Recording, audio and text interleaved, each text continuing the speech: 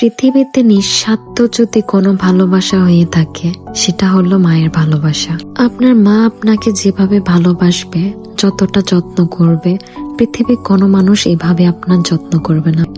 একটা সময় প্রত্যেকটা মেয়ে বিয়ে হওয়ার পরে দূরে চলে যায়। যখন অনেকদিন পরে বাসায় আসে, মা শখ করে তার মেয়ের জন্য প্রত্যেকটা জিনিস রেখে দেয়। এটা লেগ পিস হোক বা অন্য কোনো খাবার। বাহিরে কোথাও গেলে মা পছন্দের খাবারটা আপনার জন্য নিয়ে আসতে ভুলবে না। মায়ের ভালোবাসার মতো নিঃস্বার্থ ভালোবাসা কখনো হয় না। প্রত্যেকটা মেয়ে ওই ভালোবাসা উপলব্ধি করতে পারে যখন সে বিয়ের পরে অন্য কোথাও চলে যায়। যখন দেখে পৃথিবীর সব অবহেলা পাওয়ার পরও তার মা তাকে যত্ন করে ভালোবাসে, তার পছন্দের জিনিসটা এনে হাতের মধ্যে দেয়, তখন মনে হয় ভাগ্যিস মা ছিল, না হলে আমার কি হতো। মা এমন এক ব্যক্তি যে সন্তানের ইচ্ছে কল্যাণের জন্য নিজের শখ বিসর্জন দিতে পারে।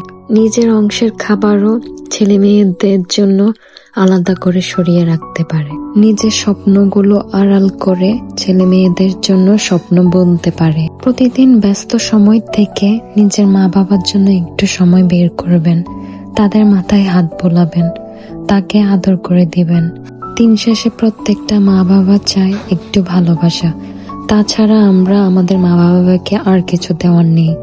তারা আমাদেরকে নিঃস্বার্থভাবে সবকিছু দিয়ে গেছেন। প্রত্যেকটা মা ভালো থাকুক।